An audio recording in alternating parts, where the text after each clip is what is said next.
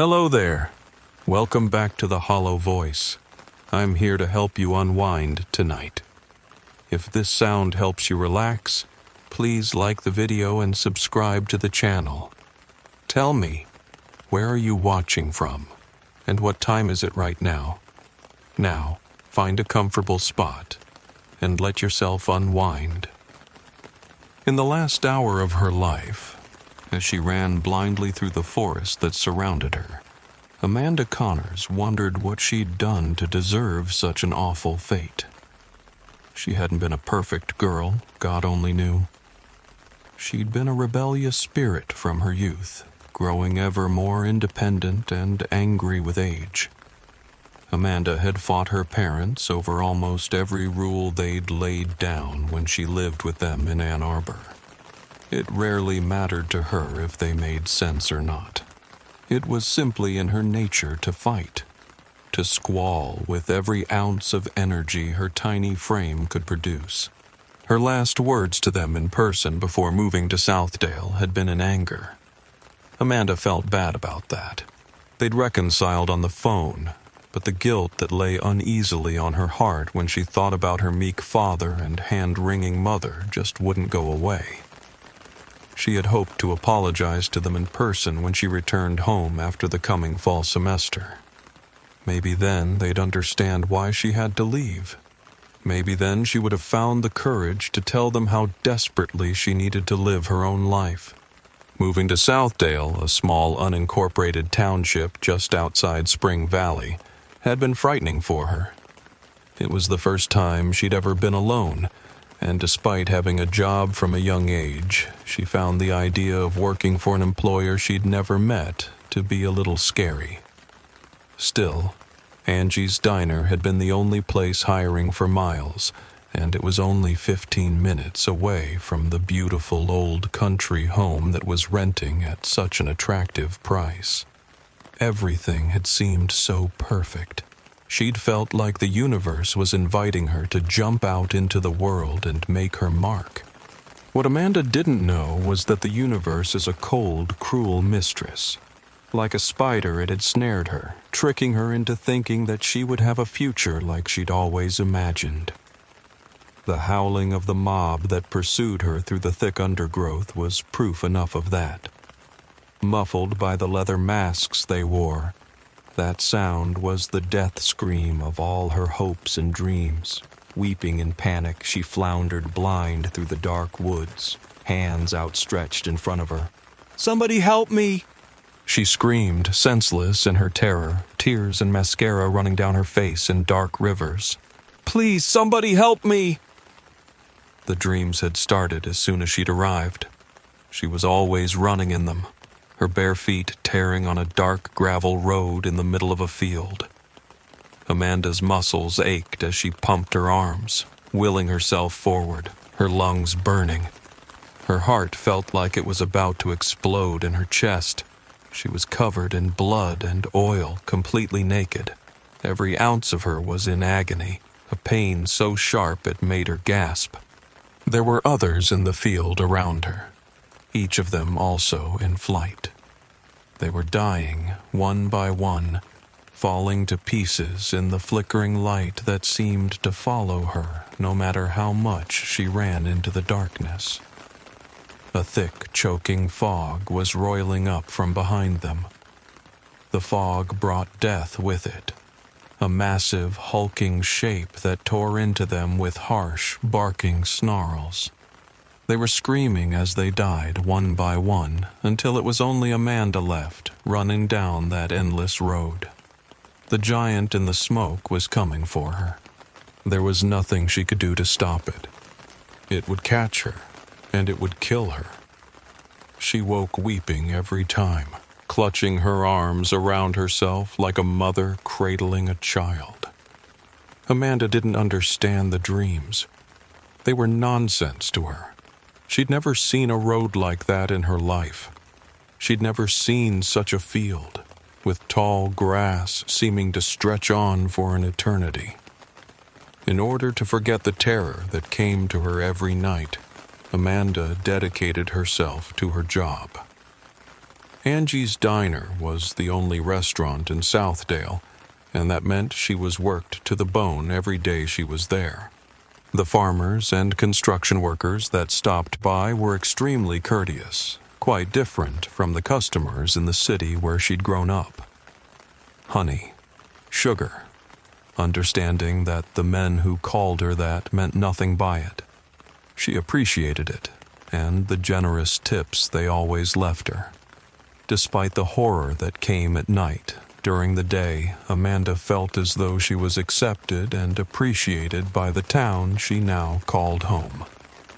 She felt especially appreciated by Bird. She couldn't bring herself to call him Jack now, after all he'd done. But she remembered how she'd felt when he'd first waltzed into the diner. He was older than her, maybe by 5 or 6 years, but had such a boyish face that it had taken her some time to realize it. He'd moved with an easy grace and confidence that men her own age lacked, and it had been that which first attracted her so much to him. He'd asked her out the second time he visited Angie's. She'd blushed and said yes. He took her to the movie theater in Spring Valley, and on the way introduced her to several varieties of country music she'd never heard before. He laughed when she told him she'd never listened to Charlie Daniels or Willie Nelson. It wasn't an unkind laugh. He wasn't an unkind person, she didn't think, even though he was one of the masked men shrieking in the woods behind her. They'd started going out on a regular basis. Every day after work, he'd pick her up and take her out somewhere new. Picnics down by the river, an afternoon in the park, a matinee, it didn't matter. Bird couldn't get enough of her, and it felt so good to be wanted. He was her first serious boyfriend, and after only a month she was wondering if this was what love felt like. He took her to meet his parents. They lived on a small farm at the very outskirts of the township, next to a great cornfield on the edge of a thickly overgrown forest. His father was tall and whippet thin, his mother short and squat. They'd been standing outside the house as they drove up in Bird's brand new pickup truck, eagerly waiting. They were so excited to see her, it was like they couldn't contain themselves. Mr. Bird had embraced her, and then Mrs. Bird, squeezing Amanda so tight it nearly drove the air from her lungs. The old woman was practically bouncing with joy. "Bless you, child," she kept saying over and over. "We're so happy to meet you. You can call me Mama Bird. Everyone around here does." She'd put her hand up to cup Amanda's pale cheek, her rough palm grazing one of the scars on her face.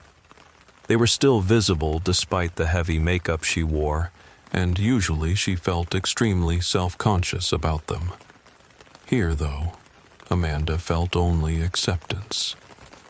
When dinner was over, they headed back to Bird's apartment. She'd fallen asleep in his arms as they watched TV. She woke the next morning, covered in a blanket, to the smell of him making breakfast for her.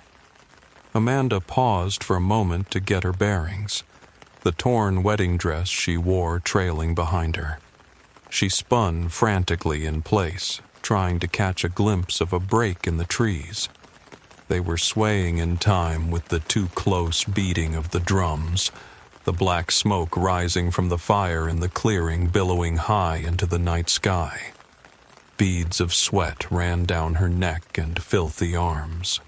She heard the hooting and yelling get louder and started running again, heedless of where she was going. Bird had understood her desire to not be intimate. After a full month of him not asking, she figured he'd soon start feeling frustrated. They'd done nothing but kiss. Amanda had never done anything but kiss, and she finally told him that abruptly after one of their dates. While she'd rejected most of her parents' teachings, she planned on following through with her commitment to stay a virgin until she was married. She'd expected Jack to be upset. or to argue with her just a little. Instead, he just smiled, his sharp white teeth glinting in the light of the campfire. "God has some special plans for you," he said. "I'm never going to force you to do anything you don't want to." The squealing had started not long after that.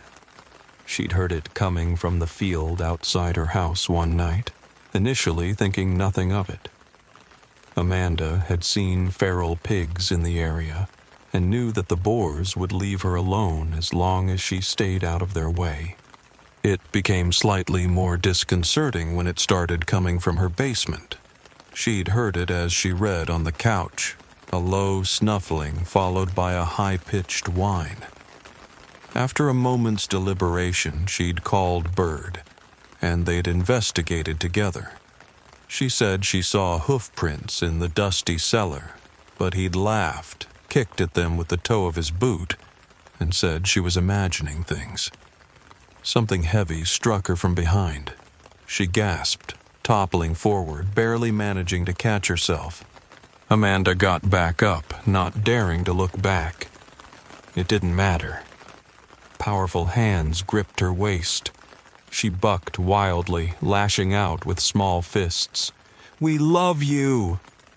She smelled cheap aftershave and whiskey as the man wrapped his arms around her. His leather mask pushed into her hips as they struggled. Scars and all. Amanda's free hand grasped at a rock on the ground. She swung it overhead, cracking it solidly on her attacker's nose. He released her, moaning in pain, his pig snout mask askew on his face as she clambered to her feet.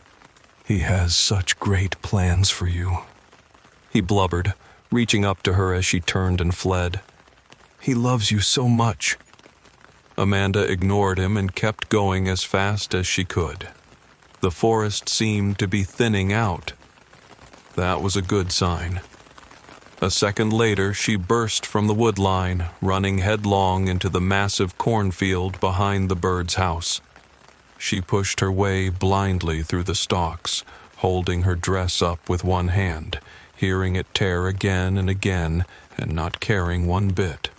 Only a few short hours ago, though by now it seemed an eternity, Bird had told her he had an extremely special night planned out. He'd swept her off her feet, taking her to the only Italian restaurant for 20 miles. He'd brought her back to his apartment after that, and played her a song on his guitar that he'd wrote specially for her. He told her that he loved her, in English, Spanish, French, and even Japanese. He'd also drugged the single glass of wine he'd offered her. Amanda passed out almost immediately after taking a few sips. She thought she remembered hearing Mama Bird voicing approval, and had a vague sensation of soft lace being pulled over her face, but she'd been unable to regain consciousness. Amanda finally awoke in the middle of the clearing, surrounded by dozens of people wearing robes the color of her flaming red hair and strange masks with upturned snouts. Her eyes widened in terror as she saw them falling down and wailing before a strange statue in front of a great bonfire, lifting their hands toward it and screaming for its blessing. She was lying on a bed of cushions on the forest floor. They'd neglected to bind her in any fashion, not expecting the drugs to wear off as quickly as they had. As soon as she could, she rose woozily to her feet and staggered away into the woods. After only a few minutes, they had noticed she was gone and given pursuit, crashing through the forest behind her. After another fevered minute of running, she broke free of the cornfield. Her elation was short-lived as she saw Mama Bird and 5 other townspeople standing before her, between Amanda and the bird's farm. The others all wore their masks, but Mama Bird's was pulled up onto her forehead. The doughy old woman had a pleading look on her face as she stepped forward, palms held placatingly toward Amanda. "Please, sugar," she said. "Please, we don't mean you no harm. I know this must seem crazy. Stay away from me, Amanda shrieked, tripping over her dress and falling backwards to the ground. Nobody is trying to hurt you, the old woman said soothingly. We wouldn't dream of it, darling. You're so precious to us, to him. All we're trying to do is introduce you to. That's all. Amanda struggled to her feet, screaming for help that she knew wasn't coming. We waited so long for you, Mama Bird continued. So long. Watching the signs, praying, hoping that the day would come when you'd arrive. And you did. You did. You were an outcast, just like he said you'd be. And you were beautiful and strong despite your scars, just like he said you'd be. You're perfect, darling. Absolutely perfect. They wouldn't stop advancing. Amanda turned to run back into the cornfield and slammed headfirst into one of her pursuers. She went down again, seeing stars, the impact making her ears ring. Damn it, Tony, you hurt the girl, she heard Mama Bird yell. You better pray she's all right. I'm sorry, ma'am, the masked man, stooping over her and gently pulling her hands behind her back. She remembered his voice. She'd heard it every day in the diner. I certainly meant you no harm. Amanda felt cold metal circle her wrists and heard a metallic click. Are these on too tight, ma'am? I can loosen them a little if you'd like. She was too tired and too stunned to fight back. The big man lifted her gently, putting her over his shoulder, making sure her dress didn't hike up and compromise her modesty. No, please let me go. None of them said anything as they walked slowly back to the clearing. When they reached it, Amanda saw that those who had stayed behind had erected a small platform in front of the statue with a wooden beam rising from its center. It was there they gently put her on her feet, linking her handcuffs over her head to a wire restraint on the pole. Do you need water? A familiar voice asked from next to the platform. Groggily, she turned her head to see Jack standing there, his mask pulled up. More wine? He looked sad, as if he might suddenly burst into tears. More wine might make all this easier. Why are you doing this to me, Jack? She croaked, her throat dry as tinder. I thought you loved me. You said you loved me. I do love you, her betrayer said, having the nerve to actually start weeping. I love you because he loves you, and I am his child. You are so perfect and precious. You will bring so much good into a world that needs it so desperately. What are you talking about? She whispered. We are all God's children, Jack said, his eyes burning with the conviction of a true believer. The whole world. But we've strayed. We've strayed so far away, Amanda. The time is coming for a new flood, a different kind of deluge that will wash away the wicked and save the righteous. The sons and daughters of God will walk the earth again as righteous judges of the entire planet. What does that have to do with me? Can't you see? He replied, his face shining, voice cracking. You're his bride. You're going to be their mother. A sudden pounding of drums cut off the rest of his words. Amanda looked up to see the few remaining cultists emerge from the wood line. They began surrounding the statue and the bonfire, swaying back and forth in time with the music. They were chanting, bellowing words that made Amanda's ears hurt. For the first time, she really looked at the statue, barely able to comprehend its bizarre shape. It was humanoid, but only roughly so. It was 15 feet tall, standing on a pair of legs that appeared to be made of thick lead pipes. Its torso was a rapidly burning wicker cage stuffed with dozens of eyeless dolls, dirty plates, and melting silverware. Hundreds of cables and wires made up its arms, ending in massive shovel blades and rake heads for hands. It had no head, only a sharp three-pronged barb at the very top. The drums increased in tempo, the townspeople that circled the idol beginning to sway faster and faster. A small break in the circle appealed as 4 robed figures came forward, carrying a litter on their shoulders. The drummers wailed, and the fire behind the idol suddenly grew hotter, making Amanda's skin prickle. The bearers reached the statue and lifted something from the litter. Amanda couldn't see what it was. With their backs to her, they climbed a small ladder going up the side of the edifice and raised whatever it was high. The cultists cried as one as they set it down on the spike, pushing down hard and twisting it into place.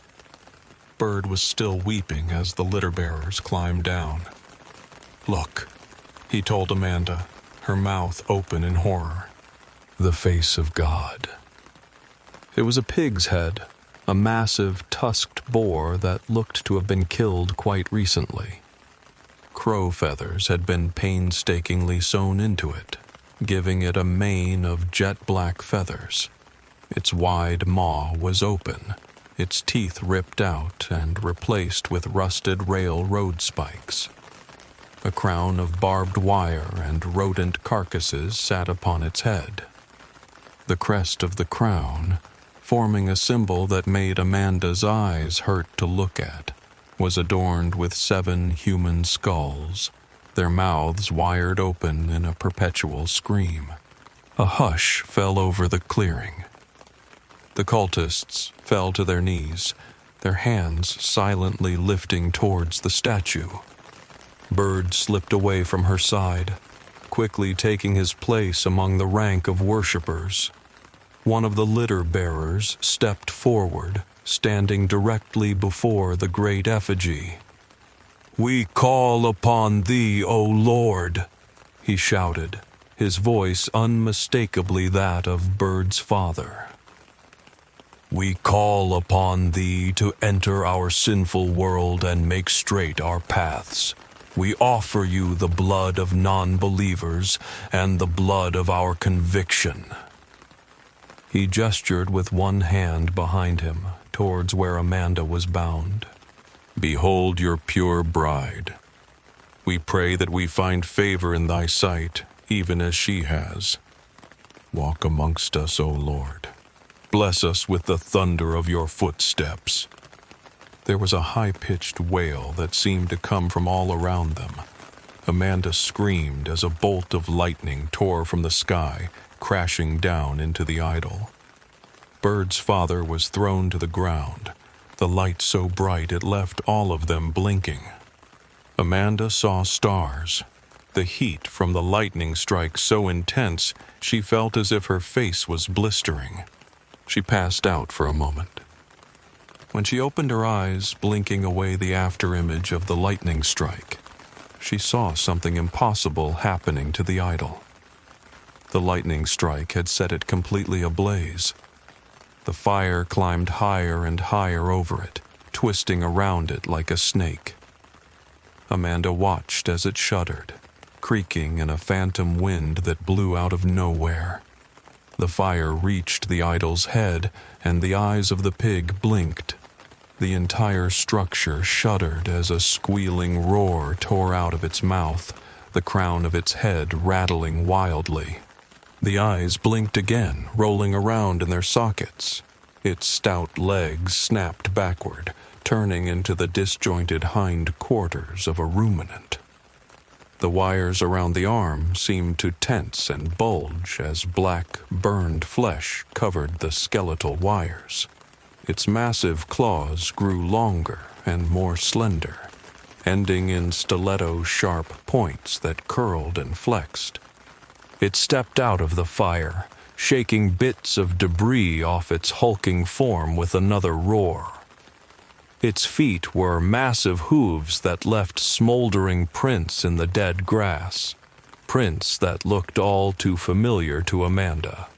Another bolt of lightning split the sky, the thunderclap drowning out the fevered praise of the cultists. They prostrated themselves on the ground, babbling mindless prophecies and rending their clothes. They cut themselves with knives and hooks, falling upon one another in violent ecstasy. "Behold the pig!" Bird screamed, suddenly rushing forward to stand beside his father.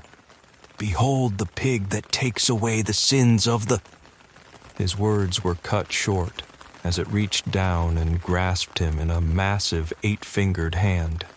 He didn't have time to react before it lifted him to its mouth, opening its maw with a screech of tortured metal and snapping sutures. It slammed its rotted teeth down around his hips, shaking its head back and forth, ripping him in half in an instant. It shoved the rest of Amanda's boyfriend down her throat and swallowed hungrily. The pig stalked towards Amanda as Bird's father cut his own throat at its feet. It moved with an unsteady gait, occasionally dragging one of its legs as if not quite used to gravity. She wept at its approach, desperately trying to wake herself from the nightmare. It towered over her, blotting out the night sky. The 7 skulls in the crest of its crown were screaming, rattling out words forced upon them by a savage power not seen on Earth since the days of the bubonic plague. The skulls told her of her destiny, of the future that was approaching. She saw it all in her mind's eye, what the pig intended for her, the horrific union of mortal and God, the months of torturous gestation as monsters grew within her body and soul. Amanda saw the fruits of her womb, a dozen blasphemous half-deities that devoured human cities in the form of plague and genocide. Millions would die. Humanity would burn in the fires of a new dark age, never knowing that the savagery inflicted upon it came at the hands of a demon god's children. It stepped towards her limp form, its claws reaching down to roughly grip her arms. It delicately severed her handcuffs, lifting it slowly up towards her. As she stared at it, unable to move, unable to even utter a plea for mercy, the skulls leered down and told her the identity of her tormentor. In that moment, as its name thundered inside her mind, several things happened to her all at once. There was a flash of light so bright it made the lightning pale in comparison. It was enough to be noticed by air traffic controllers nearly 100 miles away, and caused temporary blackouts in all surrounding cities. The pig was at the epicenter of it. It dropped Amanda to the ground, squealing as it backed away, raising its hands to its singed face. The woman who was Amanda Connors died in a heartbeat, the name of the monster triggering 1,000 hidden memories deep in the very darkest recesses of her mind. Her mother and father, her high school years, everything about her life before Southdale, was wiped away like the flimsy falsehood it was. She remembered the truth. She remembered sitting with her arms crossed in the briefing room, staring at the holographic image of the target. PEIX 889 will be far too canny for any other approach, she said, brushing a strand of blood-red hair out of her face. Any attempt at psychic infiltration will likely be noticed immediately. It's waited nearly 7 centuries to attempt a return to reality. If it has any idea at all that this is a trap, it'll turn tail and run back into the ether and likely try and come up on the other side of the planet. We're lucky it chose a crossing in North America at all. If it runs, we'll never have another shot at it. Dolos sighed, running spindly fingers through graying hair. So conventional means of infiltration are out of the question. That doesn't change the fact that we need to lure this thing into reality to take a shot at it. What are you proposing? Simple. Use me as bait. She let it sink in for a moment before continuing. Lock away my memories. Create a completely new history, a life story that will make me exactly what we know this thing is looking for in a mate. Make me weak and vulnerable and damaged. Even if this thing scours my mind, it'll only find the fake memories we've planted there. A standard hypnotic trigger will suffice to bring down the barriers we put in place once the time comes for action. It'd have to be a very specific trigger, Dolo said thoughtfully. If you remember too soon, it'll sense your awareness and your cover will be blown. We know from the PEs we've interrogated that this thing is arrogant, she said. We've heard it screaming its name in the ether ever since it came into the shallows 6 months ago. It's been a long time since 8089 walked the earth, and I'm certain it will want to make its presence known to its bride. Make its name my trigger. As soon as I hear it, I'll be ready. The woman that had been Amanda Connors a moment before levitated in the air, borne on the burning winds of damnation. Her eyes glowed an electric blue, hellish red light issuing from her open mouth. She howled into the ether, calling out to a presence that waited patiently for her hundreds of miles away.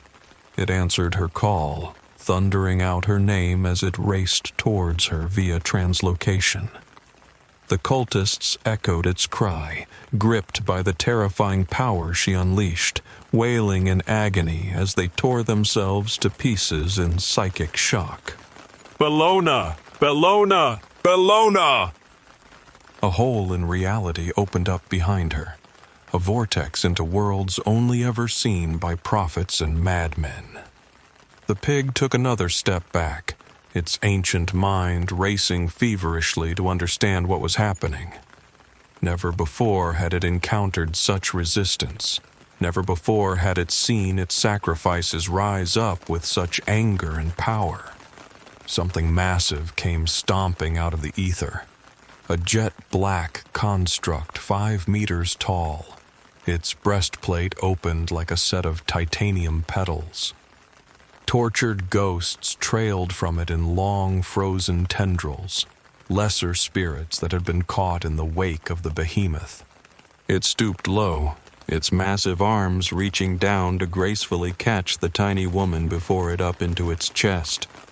Bellona stood, a smoky-eyed goddess of war in armor that shone in the brilliant light of the fire. Needles punctured the skin of her back in 100 places, slamming into her spine and brainstem. Her body spasmed, the arms and legs of the armor reflecting her every motion.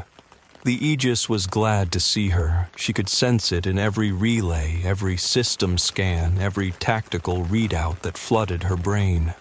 The dispersal cannon on her left shoulder hummed into life, the missile rack on her right immediately locking onto the target. Dozens of laser-guided munition systems highlighted the pig in every energy spectrum known to exist, paving the way for the high-energy laser batteries stacked onto her wrists. She clenched her fists, allowing meter-long blades made of silver and cold-forged tungsten to snap from their sheaths between her knuckles. Bellona sensed the pig's confusion. With a single thought, she seared an image into its inhuman mind. She showed it a burning sword, raised in defiance of all gods old and new, blazing eternally against a darkness whose time had finally come to end. The long night is over. Dawn approaches, and I am its herald. The pig seemed to finally understand what was happening to it. It took a step forward, its skulls chanting blasphemous prayers to beings even more loathsome than it. Bellona grinned, baring her teeth. The trap was sprung. The enemy was before her. The Aegis' thirst for blood and war mingled with her own, sending out murderous pulses of psychic energy that set the trees on fire. "All right, you bastard. You wanted me," she snarled, her visor slamming shut. "Come and get me." Walking through the blackened remains of the forest, John Hauser slowly made his way to the center of the clearing. His heavy black boots sent small ripples through the pools of blood still covering the ground.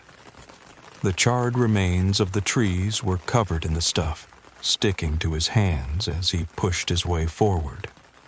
The cleaners were hard at work, each of them outfitted in bulky biohazard suits built to protect their mortal frames. While the bodies of the cultists had all been removed by the time he had arrived, he could still see the fire close by where the lingering remains of PEIX-889 continued to burn. It would take several hours of continually purging and salting the fields to erase the beast's presence. This was one of the most important jobs of the cleaners, to completely remove any lingering trace of supernatural taint from a region. To do otherwise meant running the risk of the location becoming a confluence for supernatural activity. Hauser remembered many dark days in the early years of his organization when they had learned that the hard way. Lies and half-truths were already being spun up about what caused the disaster. In an era of uncertainty, Hauser's superiors had quickly decided that terrorism would be best to blame for the death of 55 members of a 300-person town. Already corpses with Middle Eastern features were being flash-cloned and deposited in strategic locations at Ground Zero. A few citizens in the town proper had heard the violent battle between Bologna and the pig, but none had come to investigate. There'd be no reason for them to disbelieve the story that several of their fellow townspeople had been rounded up and then blown to pieces by a group of highly trained Islamic suicide bombers, quite probably hailing from Pakistan, as Hauser's men would suggest through a variety of carefully hidden clues. Hauser wasn't worried about the press or the government taking too close a look. Individuals loyal to his organization had already begun exerting their influence. Homeland Security would think that the FBI had things well in hand, while the FBI would receive word that the Bureau of Alcohol, Tobacco, and Firearms would be taking control based on the terrorists utilizing weapons purchased in the States. There would be power struggles with the local police and sheriff's office. All organizations would receive word that biohazard teams from the CDC had gone to the site in order to quarantine for a possible anthrax threat. But upon further investigation, it would be discovered that the CDC had never sent such a release to anyone, and that it had been mere hearsay working its way through the various departments. It'd be extremely embarrassing for all involved, and more importantly, would give Hauser's team a full 24 hours to complete their work. By the time someone actually got on the scene, they'd all be long gone. As he finally reached the edge of the clearing, he saw the massive frame of Bologna's Aegis standing protectively over the girl. The suit was almost completely out of power, but he could sense a lingering consciousness in the veil hovering near it. The construct was prepared to protect the tiny figure sitting at its feet, staring into the fire as she meditated. Not for the first time, Hauser was highly impressed with the latest prototype. The men and women in engineering had done an excellent job. "I was wondering when you'd get here," she said, still gazing at the witch fire that consumed the pig's corpse. "I sensed your arrival as you translocated." "I'd hoped to arrive in enough time to prevent such damage from occurring," he smiled. repeating the words she'd once spoken to him as he fished a cigarette out of the pack. "Would you like one?" Bologna didn't answer. Hauser shrugged and lit up, the acrid tang of the smoke a welcome relief from the smell of charred flesh and corruption. "I had dreams, you know," she said. "Dreams of being a little child, running naked down a gravel road. Something was chasing me, murdering my kin as it went. I was covered in blood and oil, and I have no idea why. The pig was linked to your mind as soon as you arrived here," Hauser said thoughtfully. "Perhaps you were accessing some residual memories of another target." Bologna shook her head. "No, these weren't residual memories or hallucinations brought on by psychic trauma. These were my own memories, memories of a time before I was an agent." "That's impossible." Hauser sat down next to her beneath the aegis. He seemed almost comically oversized compared to Bologna. "Our memories of our previous lives are completely purged away. None of us remember anything before the indoctrination. So they say." She turned slowly to look at him. The light of the fire cast strange shadows over him. Shadows that looked like that of a hulking beast that chased young girls down dark gravel roads. "I had a life for a moment, Agent Hauser. I had a family that I believed to be real. I had a relationship that was real, even if it was for all the wrong reasons." "You played the part incredibly well," he conceded. "It was the single greatest feat of infiltration I have ever seen. And now I am returned to this world where I am Bologna, not Amanda. I do not know how old I am. I do not know if I am capable of love. I do not know if she was who I might have been had." She turned back to the fire. "Had you never come for me years ago?" Hauser was silent for a moment. "You are as capable of love as I am, Bologna. While you've sacrificed much in becoming an agent, you haven't given up the core of humanity that makes you who you are. None of us have." His gaze followed hers into the fire. "Javelin taught me that," he said softly. "And it remains the most important lesson I have learned in nearly 80 years of service." Bologna did not answer. After a few more puffs on his cigarette, Hauser rose to his feet. "The cleaners will provide you with transport back. The director will be in touch with you as soon as you've cleared medical." "Do you want to know how I killed it, Hauser?" He glanced down at her, and suddenly Bologna looked very much like the 19-year-old he knew her to be. The scars on her pale face were a livid red, and in a few places there were deep gouges that would only add to the rictus mask she wore. She looked completely exhausted, her voice heavy with a weariness that belonged only to the damned. "I already know," he said, his voice equally tired as he turned away. "You showed it the truth.